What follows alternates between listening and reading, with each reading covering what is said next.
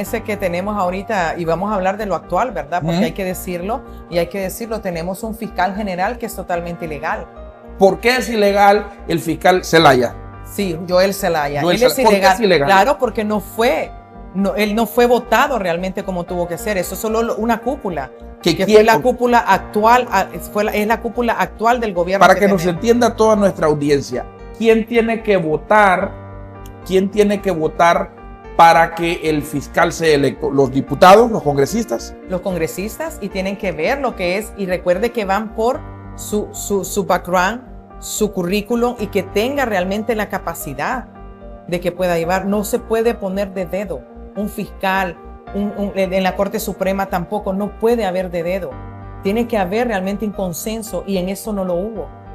Lastimosamente en este nuevo gobierno que tiene Honduras. No lo hubo, nuevo y que ya va de salida. Bienvenidos al podcast Rincón Orgánico con Melvin Reyes. Cada semana tendremos un episodio nuevo para que puedas disfrutar.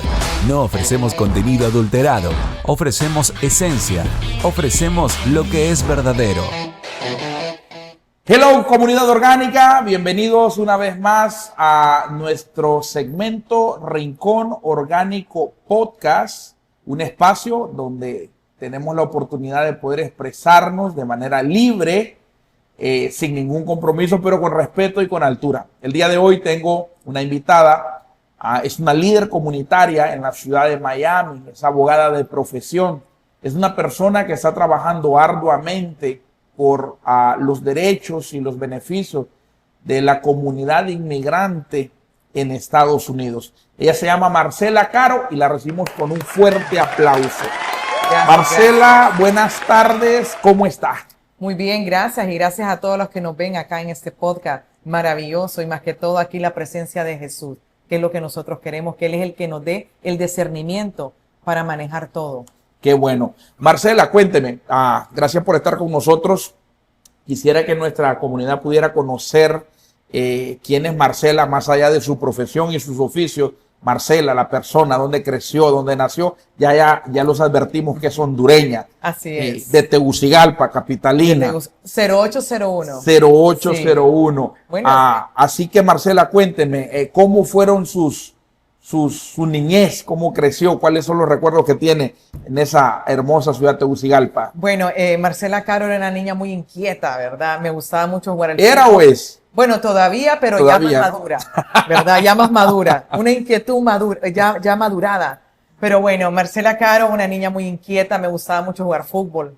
Me encanta el fútbol. Soy Motagua de vientre. Mi mamá jugó, sí. Eso. Soy sangre azul, Motagua de vientre. Mi mamá jugó en la selección del 72 de Honduras. Mi hermana fue federada con Motagua, el primer Motagua federado femenino, 2001. Entonces siempre he seguido esa línea y siempre he creído que empecé a apoyar a lo que son a las ligas menores, incluso cuando me mudé acá, apoyar porque creo que el fútbol puede salvar muchas vidas. Claro. A través del fútbol se salvaron muchas vidas y lo vemos en muchos de nuestros futbolistas de antaño, ¿no? Que lo hicieron. Entonces esa era mi línea, jugar fútbol, jugar capeador, todo eso, chimiricuarta. Yo era bien, como le decían antes, una tomboy, ¿no? Okay. Me encantaba estar en eso, jugar maules, siempre andaba con mi pelota. Entonces era muy activa en ese aspecto. Entonces me gustaba eso y aparte que me gustaba el hecho de defender aquello que miraba injusto. Y creo que Dios va preparando los caminos desde que estamos en el vientre, antes de que nos forme del vientre de nuestra madre. Él sabe cuál es el destino y cuál es la designación de cada uno de nosotros. Marcela, ¿crece en un hogar con papá y mamá y presentes los dos? Sí, gracias a Dios y lo digo así porque Dios ha sido bueno siempre. Las cosas buenas o malas que pasan, Dios siempre va a orar bien. Mi papá y mi mamá, dos personas maravillosas, unos padres presentes siempre. Yo me acuerdo que encontraba amistades que me decían, mi mamá y mi papá se pelearon porque mi papá llegó tarde o no llegó ese día. Y yo no entendía porque mi imagen siempre fue de una familia unida. Ese es el concepto que yo tengo de un matrimonio igual, que el matrimonio tiene que ser sólido para siempre. Y más cuando tiene a Dios en medio, que eso es lo más importante. Esa es la tercera persona que nosotros tenemos que tener. Pero sí, y mis hermanas, somos 4 hermanas. Mis hermanas también crecimos así bien unidas. y siempre, bueno, siempre pelea, ¿va? Y más cuando hay mujeres es terrible, ¿va? ¿Pelean mucho las mujeres, Marcela? Terrible. ¿Por qué? Terrible, no sé, realmente deberíamos de apoyarnos más. Y deberíamos en mi caso yo soy bien varonera. Ajá. En el sentido como, y tengo un hijo varón. Entonces, y no tuvo hermanos varones. Bueno, mi papá tuvo su primer matrimonio que tuvo hijos varones, pero no convivimos. Ok. Pero en el sentido de que como tenía mis amistades y siempre era varonera, y siempre me gustaba andar viendo y esa fuerza, sentir esa fuerza y aprender. Entonces mis hermanas peleábamos mucho, pero también yo las defendía. Siempre era aquello de defenderlas, de ponerme ahí enfrente y decir prácticamente, yo te voy a defender. Yo me creía la más fuerte y a pesar que era la menor. Wow. Después nació otra, 8. ¿Usted es la tercera, la segunda? Yo soy la tercera. Usted es la tercera. Y después sí una cuarta. Pero yo era como la Usted más... defendía a sus dos hermanas claro, mayores. las mayores, sí, no, yo siempre. Y no me importaba. Claro, y aunque siempre tuvo marcado ese don de parte de Dios de proteger al desfavorecido. Sí, protección. Y me llevaba muchos golpes fuertes, ¿verdad? ¿Se metió en problemas, Marcela, Sí, por ser problemas. defensora? Muchos problemas. Realmente que creo que mi papá y mi mamá tuvieron muchos los dolores de cabeza, pero después entendieron. Claro. Ahora lo entienden. ¿Por Claro. qué? Porque nos vamos formando de esa manera y tal vez otras personas no se forman de esa manera, pero a veces yo necesitaba aprender con golpes. Y así fue como aprendí. Claro. Marcela, yo soy hondureño también, pero de la costa y siempre he sabido que Comayagüela y Tegucigalpa son dos ciudades diferentes. Creo que tienen alcaldías diferentes, ¿no? Totalmente. Pero que están pegadas, que están Sí. juntas. ¿Usted nace en Tegucigalpa o en Comayagüela? No, en Tegucigalpa. En Tegucigalpa. Sí, Tegucigalpa. Pero tengo entendido que la mata motagüense es más de Comayagüela. ¿Podría ser o no? No, realmente que viene siendo combinado. Totalmente combinado, porque conozco muchos en Comayagüela que prácticamente son bastante motagüenses. Sí. Claro, claro. Sí, Marcela, y entonces estudia en la UNASH. sí, en ¿Sí? Ana, sí, ahí. ¿Cómo fue ese tiempo de la vida estudiantil? Creo que fue bonito porque uno ahí aprende a madurar muchas cosas y más conocer esa esencia, ¿no? de las personas y conocer diferentes maneras de pensar, tener tolerancia, porque el ser humano a veces no tenemos esa tolerancia, a veces tratamos de juzgar de inmediato y ahí es cuando uno empieza a ver todo tipo de personas de todas partes de Honduras. Empieza a ver uno las comidas, lo que son las costumbres de otras personas que no en la capital no las tenemos. Y realmente, y más que todo las comidas, porque digamos en la capital yo nunca había probado un pollo con tajadas, que en la Ceiba le dicen pollo chuco. Bueno, yo creo que en la capital le dicen pollo chuco. Yo creo que yo vine a escuchar el pollo chuco aquí en Estados Unidos. Bueno, allá nunca lo escuché. Sí, yo escuchaba pollo con tajadas, Claro. digamos en la... O sea, en Tegucigalpa no comen eso. No. Ay, no, qué pecado. No, yo decía, ¿Qué ¿por qué? ¿Dónde comen? estaba esto? Decía. ¿Y dónde estaba esto? Y ¿Por qué no me habían baleadas, dado? obviamente sí. Claro que sí. Ah, No, la baleadas, baleada la mamaba. Okay. Bueno, es más, yo tengo 15 años en este país y yo no puedo vivir sin baleadas. Ahora, ¿sí coincide usted que a lo mejor de Honduras está en la costa norte o no? Totalmente. Ah, ok. No, sí, claro que sí. Okay. No, y lo afirmo y lo sostengo, ¿verdad?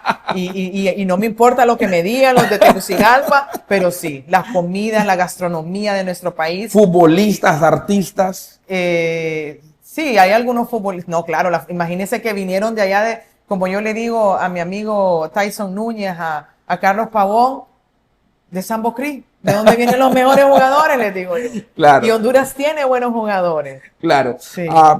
¿En qué momento Marcela se da cuenta que tiene que estudiar Derecho? Porque tiene la capacidad, tiene el estirpe de ser una defensora.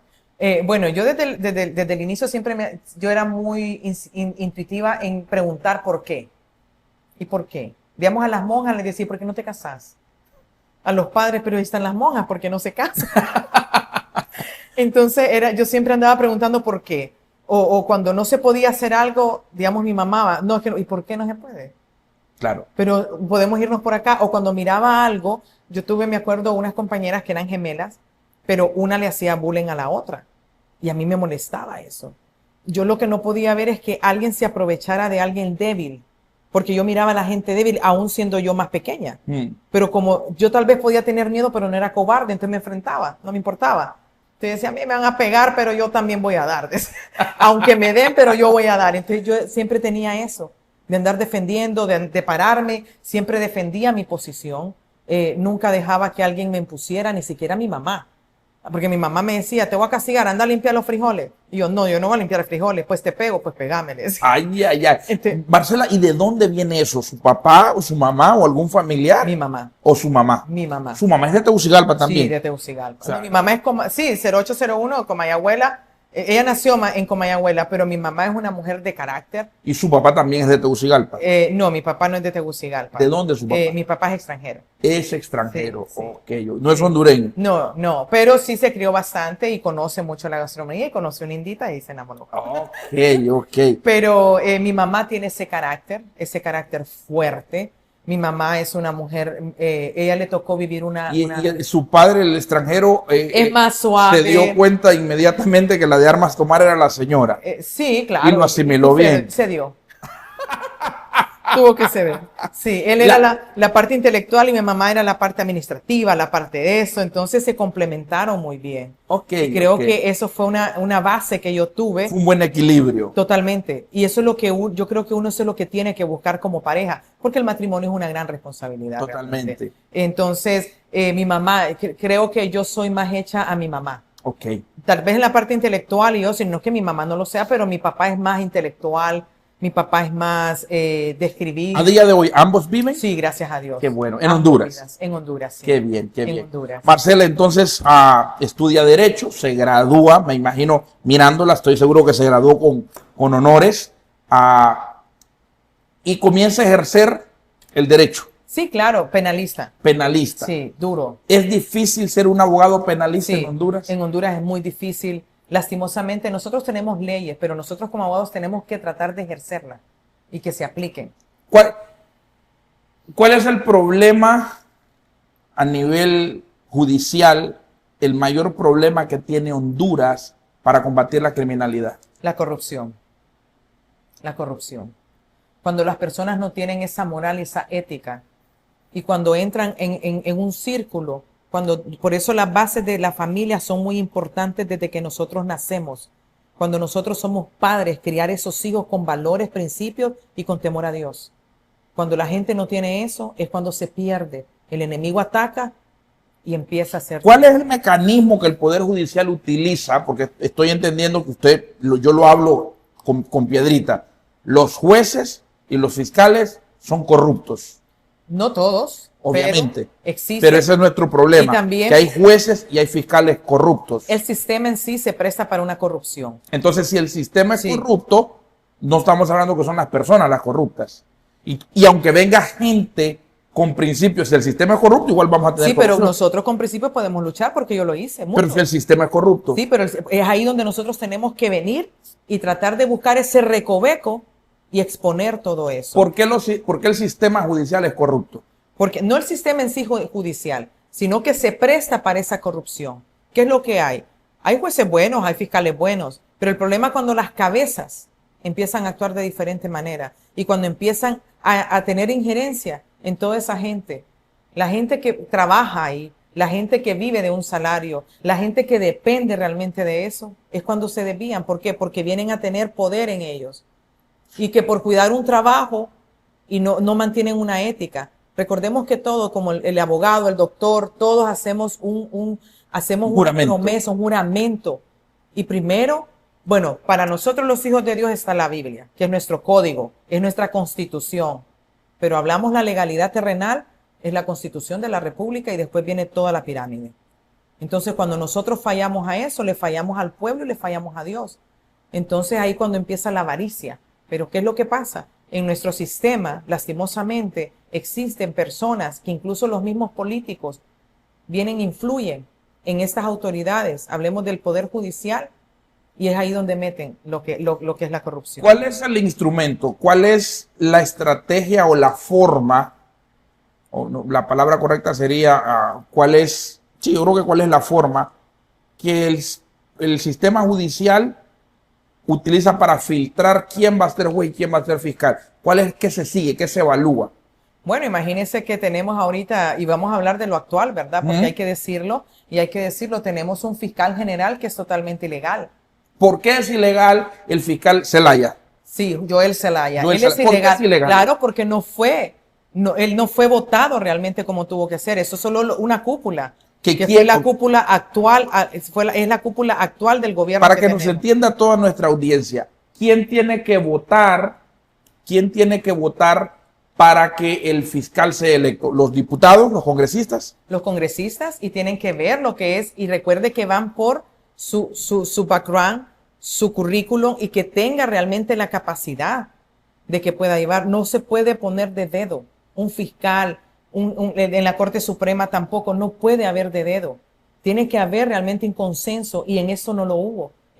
Lastimosamente en este nuevo gobierno que tiene Honduras. No lo hubo. Nuevo y que ya va de salida. Pero bueno, pero no podemos esperar más, y para comenzar tenemos un presidente del Poder Legislativo que eso quedó así, nadie nunca dijo nada. Claro, si es cierto, si no es cierto, si el que eligieron allá ¿cómo se llama? En los bosques de Zambrano. El relajo, no, cosas que solo... Sí, realmente que es terrible, pero es lo que estamos viviendo, y es lo que el pueblo de Honduras votó por una alianza, y que no tuvo el discernimiento para poner todo en bandeja. Y aquí no se trata de partido político, se trata de Honduras, porque uno siempre tiene que pensar en el favor de Honduras. El problema es que cuando pensamos de que esto va a ser, y más cuando hemos tenido antecedentes desde el 2009, cuando estuvo el presidente José Manuel Zelaya, a la fecha ya teníamos un antecedente. Ok.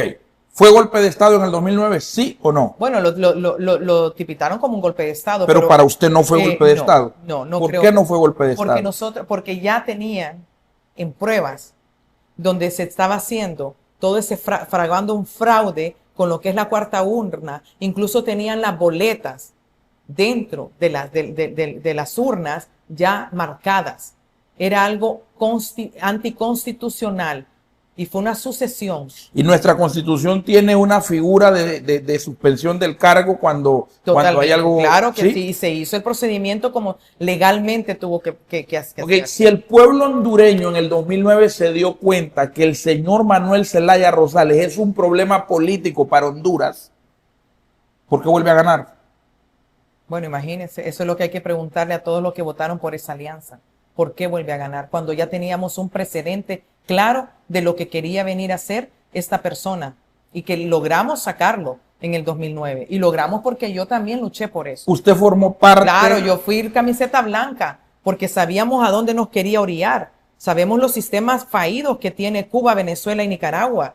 Estamos claros. Ese régimen solo trae muerte, hambre y miseria a sus pueblos. Aparte que son enemigos de Dios, porque esa gente no cree en Dios. Son personas totalmente ajenas. Tenemos nosotros montado en cada departamento, pastor, un altar de brujería, donde han venido cubanos, donde han venido venezolanos, y la gente lo sabe. Mucha gente lo sabe porque nos pasan informes, porque esta guerra no es contra carne ni sangre.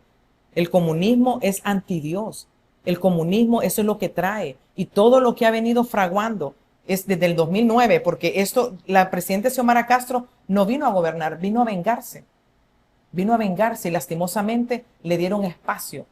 Entonces es lo que está pagando un pueblo ignorante, y no lo hablo en función de insulto, sino que la misma ignorancia los orilló a estar en lo que están. Wow, lamentable. Haciéndonos un poquito al lado de la tristeza actual política, sí, que sufrimos mucho a los hondureños que viven allá y a unos que estamos en el extranjero. En mis notas y en mi información tengo, Marcela, que en un momento tiene que abandonar su país, tiene que abandonar el lugar que la vio nacer y se instala en Estados Unidos, en el sur de la Florida. Hábleme de eso. ¿Cómo fue esa decisión para dejar su país e instalarse en Miami? Sí, realmente que fue algo de un día para otro. Nadie quiere irse de su país cuando está bien, pero la seguridad de su familia es lo que va a prevalecer, ¿verdad? Y más cuando tenemos hijos, porque los hijos pues dependen totalmente de uno cuando están pequeños. Y realmente uno quiere proteger esa seguridad y la vida más que todo. Sí, me vine para acá. No pensaba, jamás en mi vida pensé vivir fuera de mi país. Siempre creí que iba a seguir ahí, iba a luchar, pero lo estoy haciendo desde acá. Y Dios me ha dado la oportunidad realmente de luchar y de levantar esa voz por esos que no pueden hacerlo. ¿Cómo es la vida de un profesional en Latinoamérica que llega a Miami y de pronto se da cuenta que a 2 horas y media de vuelo ya no es abogada?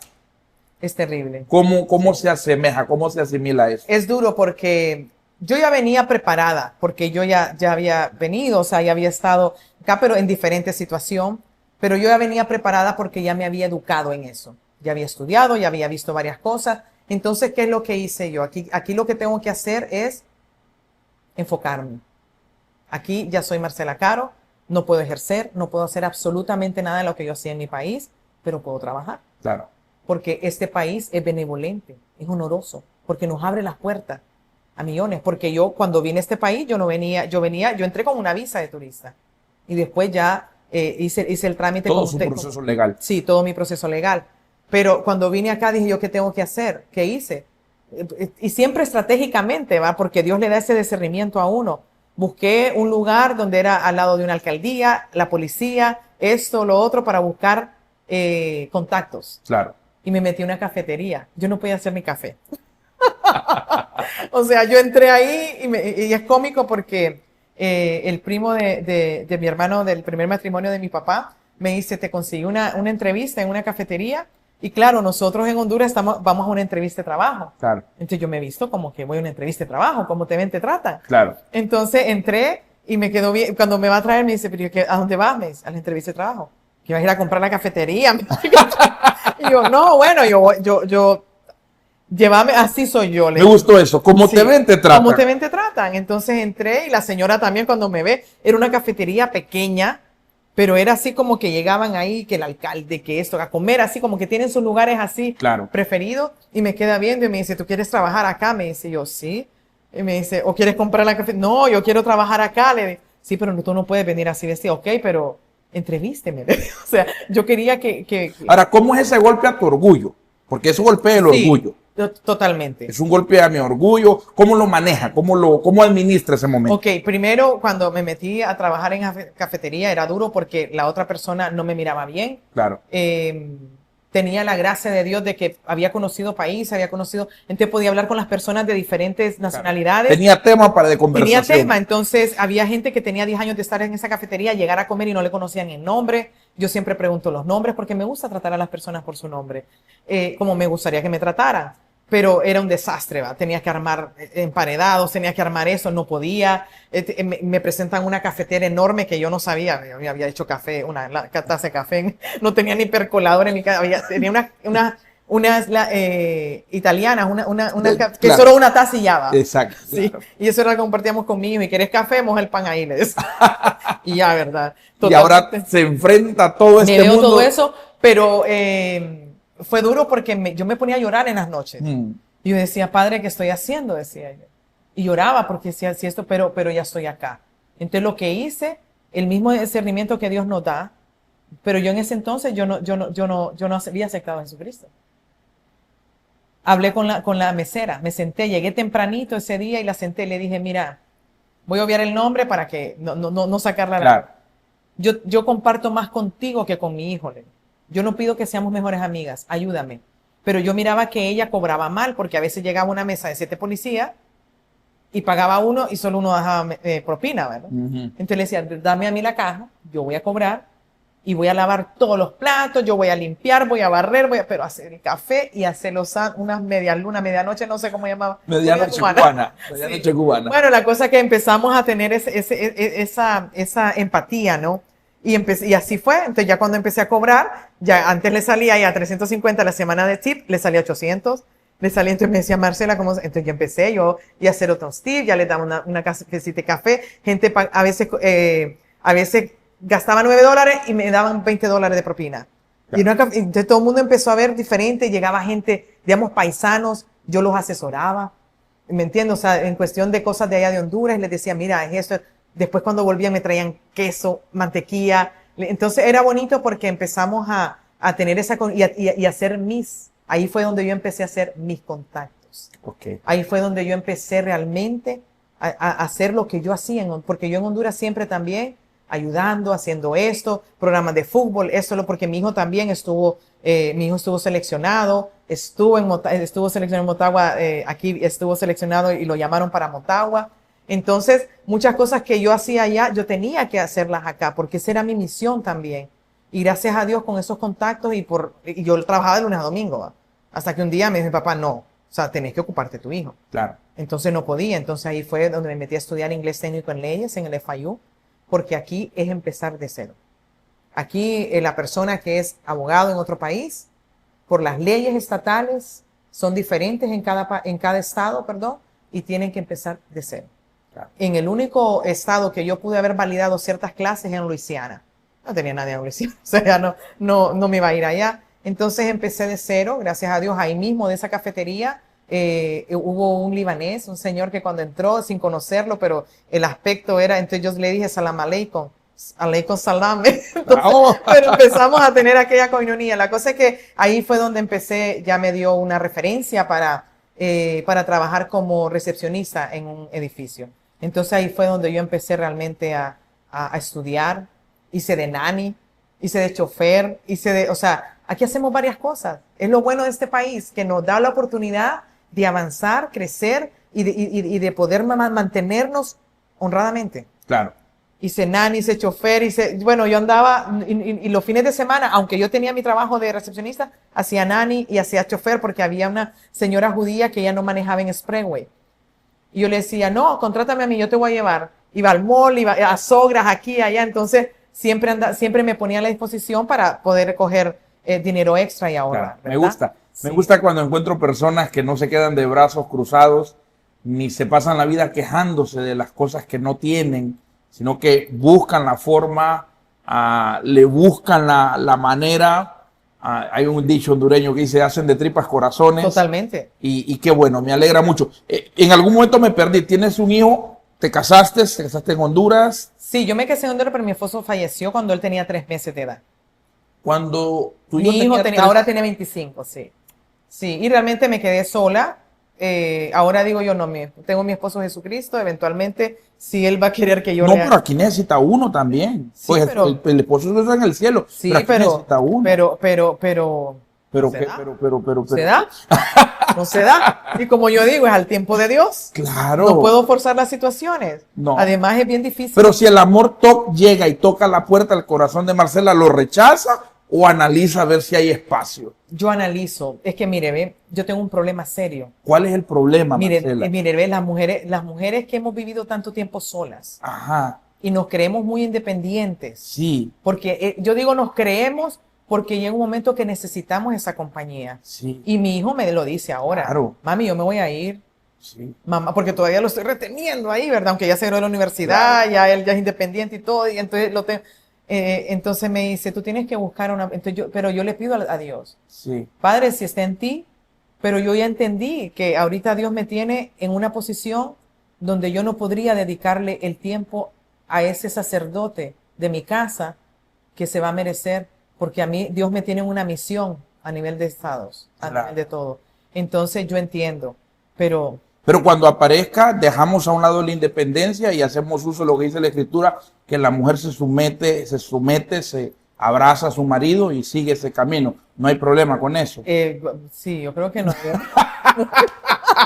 Mire, voy a esperar que Dios trabaje en mí en ese aspecto. Pero claro, como cristiana sabe que dice Cristo es la cabeza de la iglesia y el hombre es la cabeza de su mujer. Claro que sí. No, ¿sí? Por eso no hay un rechazo a ese. Usted me dijo que la Biblia es nuestra constitución. Es nuestra constitución y nuestra guía y nuestra ley. No, pues yo voy a orar para que aparezca ese caballero.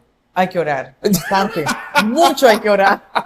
Marcela, lo estoy disfrutando. Me gusta estar aquí en esta entrevista con usted. Algo muy importante que podemos decir algo de las cosas más importantes que vamos a hablar en este podcast. Necesitaríamos más tiempo para decir cómo llegó, pero hoy en día usted es una de las personas que colabora, podemos así decirlo, trabaja de la mano con la congresista María Elvira Salazar. María Elvira Salazar, un rostro de la televisión, del periodismo aquí en la comunidad cubanoamericana, cristiana ella, una persona muy admirable, muy respetada, más allá de las afinidades políticas, ¿verdad?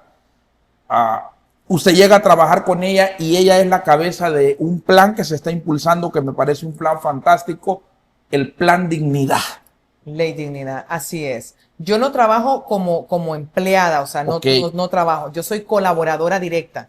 Colaboradora directa como cualquier líder comunitario. Como cualquier persona interesada en hacer, que hay cientos de líderes comunitarios que creen en este proyecto, que están trabajando, pero yo me he matriculado directamente. ¿Por qué? Primero, porque sé que este proyecto es de Dios. Porque la congresista María Elvira Salazar, una guerrera de Cristo, que Dios le puso en su corazón, luchar no solo por la causa de Cuba, no solo la causa de Venezuela, no solo la causa de Nicaragua, sino que por todas esas personas que han estado en la sombra más de 5 años en este país, que el único delito que tienen es haber entrado o quedarse ilegalmente en este país. Pero ella ha luchado y ha presentado un proyecto de ley que en el 86 fue el último proyecto que se presentó con el presidente Ronald Reagan, con la amnistía que hubo. Ahora ella tuvo esa visión, porque esto no viene de 8 meses o de 9 meses del gobierno del presidente Donald Trump. Este proyecto de ley dignidad se ingresó la primera vez en el 2023 en el Congreso. Fue engavetado por el gobierno anterior, pero gracias a Dios hoy se da la oportunidad de trabajarlo bipartidista. Siempre la congresista Verónica Escobar del Partido Demócrata ha apoyado a la congresista. Ella viene siendo una colaboradora de ella, porque la patrocinadora principal de este proyecto de ley es la congresista María Elvira Salazar. Ella ha luchado de años con toda esa visión que ella ha tenido. Recordemos que ella, aunque no nació en este país, pero sus padres vienen exiliados de Cuba. Ellos no volvieron, entraron a este país con $6. Y sin embargo, ellos lucharon en este país, han sentado un precedente y nos han dejado esta gran guerrera. Como mujer, como madre, como profesional, ahora con un poder político que es muy importante y que lo ha sabido utilizar. Por eso el proyecto de ley dignidad no es una amnistía, pero es una dignidad que le viene a dar a estos más de 14 millones de personas que han estado en la sombra. Y entran los que estaban amparados bajo el TPS, los Dreamer, que son los DACA, y entran todos aquellos que no han cometido ningún delito. Tienen que tener sus antecedentes penales y policiales limpios. Oye, cuando hablamos de ningún delito, ni siquiera un DUI. Bueno, el DUI se considera un delito porque la persona va... Ok. Un incidente de violencia doméstica. También es un delito. Esa persona no califican.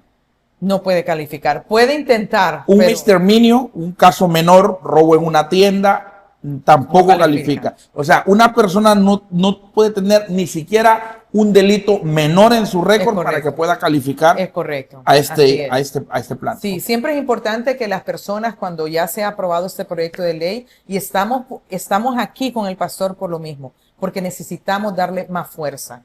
¿Cómo, de qué manera nosotros podemos darle fuerza a este proyecto de ley? Que toda persona contacte a su congresista de su distrito y a su senador federal, porque recordemos que hay federal estatal y federal, que es el que vota. Cuando ya pasa después a la Cámara, de la Cámara Baja va al Senado, es el que va a votar. Por eso es importante que todas las personas conozcan este proyecto de ley. No es una amnistía, no es un camino a la ciudadanía. Solo el que lleva camino a una residencia por 10 años va a ser los Dreamers, los DACA, aquellos que entraron menores de edad, que tienen realmente, que ellos no tenían una opción, ellos no podían decidir, porque los padres los agarraban y venían y se venían, ya sea por frontera o entraron por medio con una visa y se quedaron. Ellos tienen camino a la residencia por 10 años y posteriormente una ciudadanía. Ahora, todas aquellas personas que entraron del 20 de diciembre del 2020, del 31 de diciembre del 2020, 5 años para atrás, que no tengan un delito, que hayan pagado sus impuestos, que hayan seguido la línea de este sistema, pueden aplicar este proyecto de ley cuando ya sea aprobado, pero tiene un costo. Ok, repítame la fecha. ¿De cuándo? Del 20 de diciembre del 2020. El 31 de diciembre, perdón, del 2020. Ok.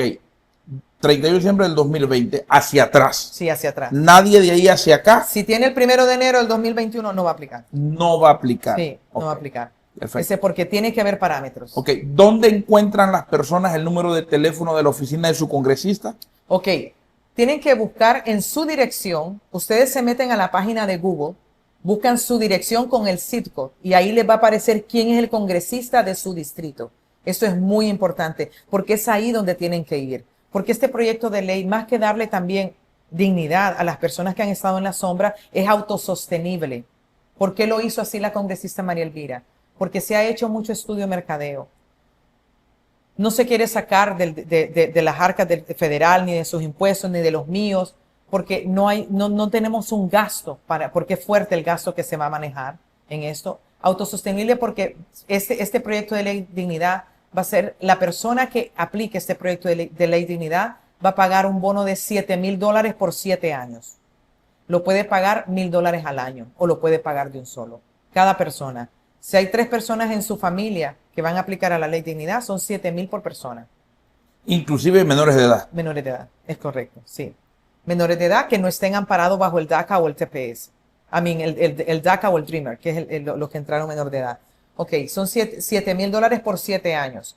Y 1% del salario van a tener que aportar, aparte de sus impuestos que pagan anualmente. O sea, cada vez que la persona haga su reporte de ingresos, un 1% de lo que ganaron ese año va para el gobierno federal. O mensualmente lo van a pagar, porque recordemos que cuando ya se apruebe este proyecto de ley, ellos van a dar los parámetros. Okay. Por eso hay que esperar, pero hay que trabajar y hablarle. ¿Por qué se hizo de esta manera? Porque muchas personas que han estado años en este país, pastor, ellos nos han dicho, y le han dicho a la oficina de la congresista, tanto en Washington como en Miami, no queremos una ciudadanía, queremos estar bien en este país, que podamos salir, manejar, poder ir a nuestro país y regresar. No nos importa si no nos dan una ciudadanía, pero tener una dignidad dentro de este país, tener un permiso de trabajo, una licencia, y no temporal, porque este proyecto de ley de dignidad no es algo temporal. Después de los 7 años hay renovación, si no es que emiten una ley para que vaya un camino a una residencia y posteriormente una ciudadanía. Entonces hay que ir viendo todos esos puntos. Pero después de los 7 años que paga los $7,000 del bono inicial, ya no va a pagar más 7,000 y va a renovar en 7 años. Pero siempre va a pagar el 1% de su salario. Tiene que ser autosostenible, porque todo este dinero es ahí donde viene el convencimiento para el congresista de su distrito y para el senador federal. Porque ese dinero autosostenible va a venir a reforzar cada distrito, cada estado, reforzando las fronteras, reforzando proyectos también, que es muy importante y que va a salir de esto. Todos estos millones y millones de dólares que van a aportar estas personas que han estado en la sombra. Recordemos que muchas personas han pagado sus impuestos por medio de un 18 number, pero eso no es una protección, ¿verdad? No tienen una licencia de conducir, claro, no tienen un permiso de trabajo. Puede ser que cuando los agarre, y más ahora en las políticas internas del nuevo presidente Donald Trump, donde quiere que todo el mundo maneje legalmente, donde quiere que todo el mundo se maneje, porque las leyes siempre han existido, pastor. Ahora se están ejerciendo, ¿verdad? Diferente. Sabemos que existen daños colaterales, pero nosotros tenemos que ver que Dios es el que hace todo y se está ordenando, porque lo que entró hace 4 años acá fue horrible y nosotros lo vivimos. Yo creo que todos y más. Yo estuve mucho viajando tanto a Nueva York, California, y mirábamos cómo estaba todo eso. Esa migración. Okay, pero ¿qué hay detrás de eso? Okay. Algo tiene que haber. Claro que ¿Qué hay detrás de todo eso? De que cuando entraron todos. Sí, porque lo que pasa es que algo tiene que pasar que a veces nosotros, el ciudadano común, no entendemos. Okay, perfecto. ¿Por qué la apertura de la frontera de esa manera? Ok. Hubo una desestabilización que la provocó esa mala migración que entró, que vino desde Venezuela. Está probado. Cuando saltaron todo el tren de Aragua, sacaron a toda la gente de la cárcel en Venezuela. Vino por Cuba, Nicaragua, y cuando entró el gobierno de Xiomara Castro fue cómplice emitiéndole salvoconducto cubanos y venezolanos. Eso está en datos, está en expedientes. El 2023, el 25 de octubre, la congresista María Elvira Salazar, y doy fechas siempre porque todo está documentado.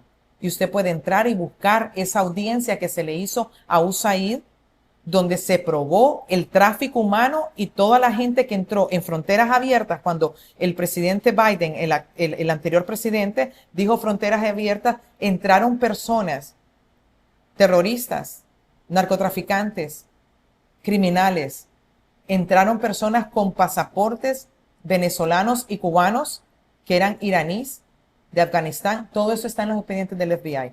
Y todo lo digo con propiedad porque está en los expedientes. Ahí son los datos. Okay. Y hay audiencias. Pero la pregunta mía es, ¿por qué la administración de Biden permite eso? Bueno, eso es lo que nosotros queremos saber, y se va a saber porque va a llegar a corte todo eso.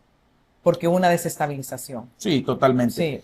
La verdad que el sistema ningún sistema en el mundo, por fuerte que sea, puede soportar toda la carga social que genera una inmigración desorganizada. Eso lo tengo claro. Probablemente esto pueda sonar no bien visto. Alguien puede considerarlo, bueno, quizás hay un dicho que dice que el peor enemigo de un inmigrante es un inmigrante que resolvió su problema, ¿no? Pero no es así, la verdad que no es así. Ahora, sí me llama la atención de por qué esa administración dejó entrar tantas personas y ahora los quieren sacar como los están sacando. Y yo estoy de acuerdo. A mí me parece que esto es un caso Mariel 2.0, pero vino gente que lo único que quiere, pero también vino gente que lo único que quieren es un lugar seguro para sus hijos. Lo único que buscan es una estabilidad para su familia. Y no me parece justo también que si se los dejó entrar, ¿verdad?, tengan que ser tan abruptos en la manera como los han tratado. Y yo estoy de acuerdo. Hay daños colaterales, como usted lo dijo, ¿no? No todos fueron criminales, pero tampoco todos fueron santos. Totalmente de acuerdo. Ahora yo le voy a decir este punto que es importante, que nosotros, como humanos, como ciudadanos de este país, que vivimos acá, residimos en este país, tenemos que saber algo. El problema no es Estados Unidos. El problema son los países de los que la gente huye. Esos son nuestros problemas. Estados Unidos no. Estados Unidos ha sido demasiado benevolente. Nos da la oportunidad de presentar un caso ante un juez con un asilo. Nos da la oportunidad de que si un hijo nace acá, aún no siendo la persona que tenga un estatus, sea ciudadano de este país, 14ª enmienda de la Constitución de los Estados Unidos. Cosa que República Dominicana, que la tenemos acá a 1 hora y algo en un avión, no permite eso. Porque mi hermana vive ahí, ya tenemos una sobrina que nació ahí y ella no es dominicana. Se le tuvo que hacer la ciudadanía hondureña, porque mi hermana es hondureña y su esposo. Entonces, hay muchas cosas que hay que ponerlas en contexto también. No es Estados Unidos el culpable. Recordemos que aquí lo que se viene en las nuevas políticas internas del presidente Donald Trump es la seguridad interna, pero también abarca la seguridad externa para enseñarle a estos países a cuidar sus fronteras, porque desde dónde vienen toda la migración, no solo latinoamericana, ha venido migración de China, ha venido migración de Haití, ha venido migración de todas partes del mundo. Entonces, estos países son colaboradores cuando dejan ingresar a toda esta gente. Y ahí vienen todo esto regado, viene combinado, lastimosamente. Y eso y lastimosamente les voy a decir algo, y es la ley, porque yo me tengo que basar en ley. Entrar a un país sin un permiso, y más aquí en Estados Unidos, es un crimen, es un crime. La ley de inmigración dice es un crime. Claro, para nosotros un crimen es matar a alguien. Para nosotros, en el léxico de nosotros hondureños, los latinoamericanos. Pero esta es la ley. Y tenemos que seguirla. Y como hay leyes celestiales, tenemos las leyes terrenales. Y lastimosamente eso es lo que hay. Pero por eso la congresista está luchando por este proyecto de ley dignidad, para darle dignidad a esa gente. Recordemos que en todos estos 4 años, pastor, toda esa gente que entró, inmediatamente tenían permiso de trabajo, tenían social, tenían licencia. Y no es que está mal. No, yo soy pro migrante, pero pro migrante ordenadamente. Ajá, y esta gente que tiene más de 10 años de estar acá, 15 años, que incluso tienen negocios, que le dan trabajo a ciudadanos americanos en este país, que tienen propiedades y que tienen miedo todos los días. Claro. ¿Quién ha abogado por esa gente? Totalmente. Así es. ¿Y qué seguridad puede tener un aplicante al proyecto La Dignidad de que la siguiente administración, si no llega a ser republicana, deshaga todo lo que se pueda construir? Excelente punto, pastor. Por eso va a ser una ley. Por eso se somete al Congreso. No es. Les voy a explicar para que tengamos un contexto claro. El Congreso, el Departamento de Estado con Marco Rubio otorga visas. El Congreso otorga residencias, otorga ciudadanías y da este tipo de ley. El Ejecutivo con el presidente en turno, en este caso el presidente Donald Trump, TPS, protecciones temporales. Pero cuando se vuelve una ley, ya nadie la puede mover. Lo que puede hacer es reformarla. En el caso de que como no tiene un camino a la residencia, vamos a tratar este proyecto de ley que le da una dignidad a las personas, pero vamos a someterlo para que ya entre a un de aquí a 7 años a un proceso de residencia. Por eso se somete al Congreso para que no pueda ser cambiado, no pueda ser revocado. Se puede revocar una orden ejecutiva a través de una corte judicial, pero no una ley ya estipulada, votada. Recordemos que aquí los poderes del Estado son separados y se respetan. En el mundo entero, hace como casi 15 o 20 años, el mundo nazi, lo que queda del mundo nazi, que ve que se va resurgiendo, y en Europa comenzamos a escuchar algo que yo lo considero muy peligroso, y es lo que se conoce como la remigración mundial. ¿Qué cree usted de eso? Bueno, realmente que lo hemos vivido sin nosotros ni siquiera estar entonados en ese aspecto, y la gente lo ignora mucho. La gente lo ignora mucho. Es peligroso. Es peligroso. Es por eso que nosotros tenemos que proteger todo eso. ¿Y cómo lo vamos a proteger? De esta manera. Aunque lo miremos duro. Está Estados Unidos en este punto sentando la plataforma para en algún momento, usted lo acaba de ver hace 2 semanas, Reino Unido se volcó a las calles. Más de 100,000 personas bajo el eslogan Unamos al Reino y abogando por una deportación masiva. El Reino Unido creo que tiene más de 70 alcaldes musulmanes. Las comunidades musulmanas se han apoderado de una manera impresionante del Reino Unido y es de ahí de donde nace este pensamiento. Está camino a Estados Unidos a adoptar una postura de una gran remigración mundial y desterrar a todo, porque la remigración que se plantean en Europa no es la emigración del que traspasó una frontera. La remigración de la que están hablando en Europa es de la deportación de nacidos de otras nacionalidades. De otras nacionalidades. Sí, no. Creo que Estados Unidos es una potencia. Estados Unidos, recordemos que la migración ha sido un puente, ha sido un baluarte en esta nación. Y tenemos congresistas como María Elvira Salazar, tenemos secretarios de Estado como Marco Rubio, creo que la palabra se va a cumplir y se está cumpliendo, la palabra de Dios. Pero Dios también pone sus guerreros. Estados Unidos es muy celoso con su constitución y para que llegue a pasar eso tiene que haber un plebiscito. Y va a ser bien difícil que exista un plebiscito. Lo que sí va a existir es una limpieza. Lo que sí va a existir, tenemos personas, le voy a contar este caso porque son casos tangibles, que nosotros lo vemos. En la protesta que hubo en California, ¿se acuerda todo ese molote que hubo? Y la gente quebró, y la gente fue, y los de la izquierda y los de la derecha. Bueno, habían 4 hondureños que andaban en las revueltas. Y a mí me llama alguien. Mire, abogada, yo soy abogada penalista, no soy abogada de migración, pero doy esa asesoría en migración y tengo amigos abogados migratorios que yo los puedo referenciar. Sí. Entonces, cuando revisamos los background de esas 4 personas, roban mano armada, violencia doméstica, DUI, roban farmacia, roban esto, ¿cómo vamos a ayudar nosotros a alguien así?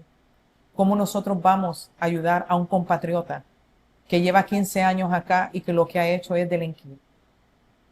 Usted no va a dejar entrar o quedarse en su casa a alguien que ha venido a hacer daño. Y lo peor es que se van a esas manifestaciones pensando que tienen derechos. Les voy a decir algo y va a ser bien duro, pero es la ley.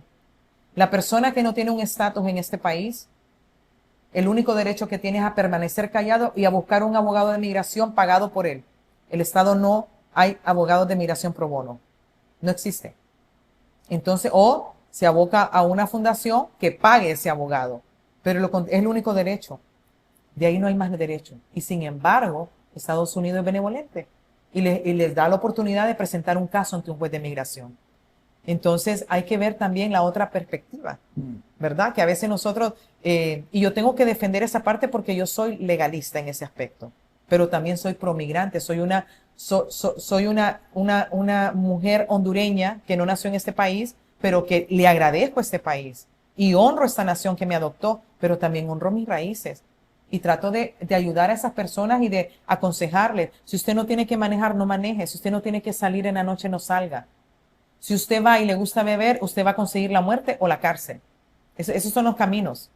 Porque yo recordaba, y voy a hacer este comercial, que un pastor le decía a alguien,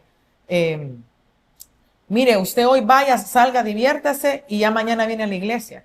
Alguien que no era convertido. No, pastor, le digo, ¿qué le va a decir eso?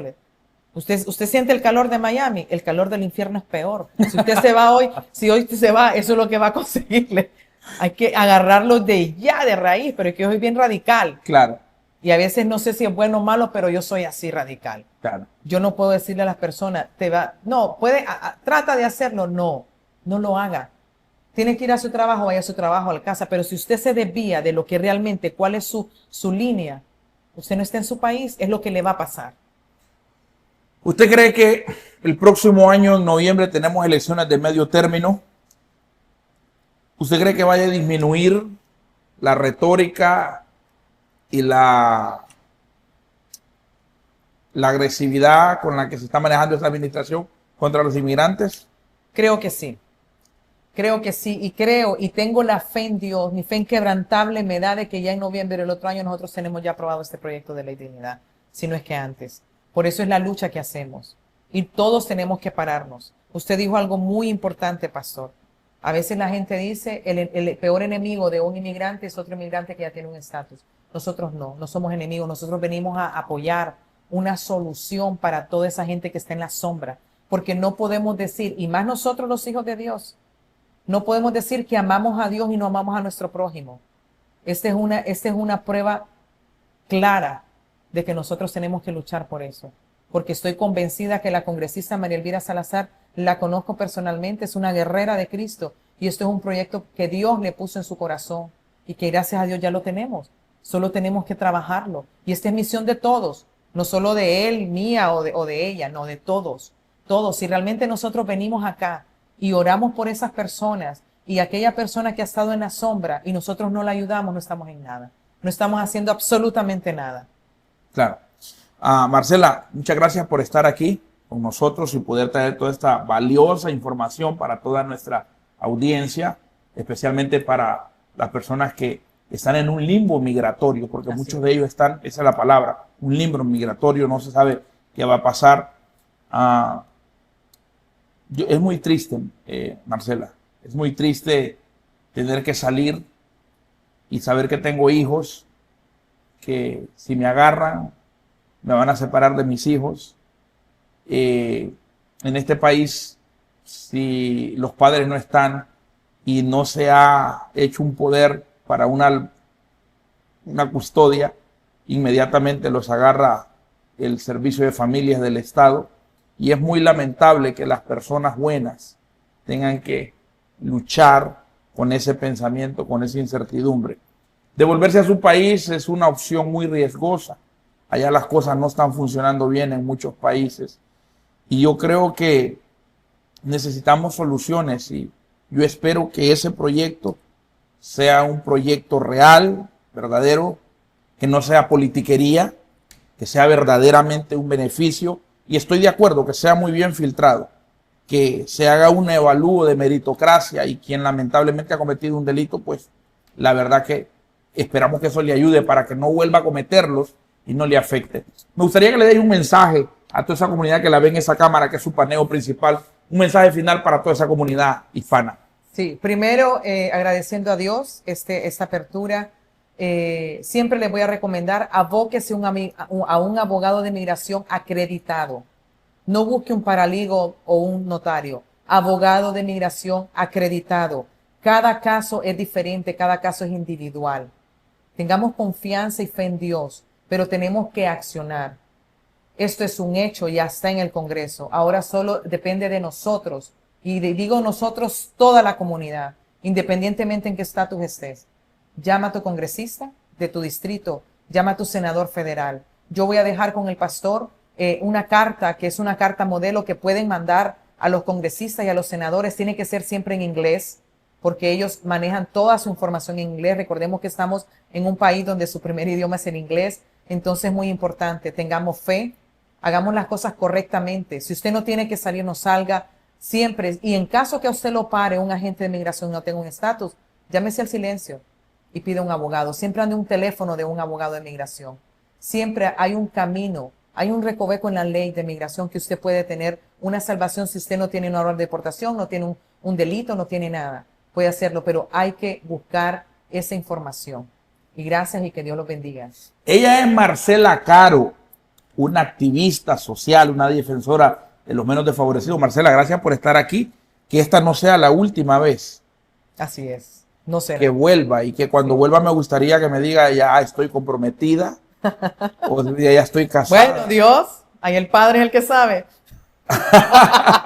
Esto es Rincón Orgánico. Mira, si no te has suscrito a nuestro canal, no sé por qué no lo has hecho, es totalmente gratis. Ahora mismo, dale ahí a la manito arriba, dale después a la campanita de notificaciones para que las actives, para que cada vez que un invitado tenga información valiosa como esta, tú puedas ser anunciado. Y recuerda que en un mundo como el que vivimos hace falta gente orgánica como tú y como yo. Chao, chao.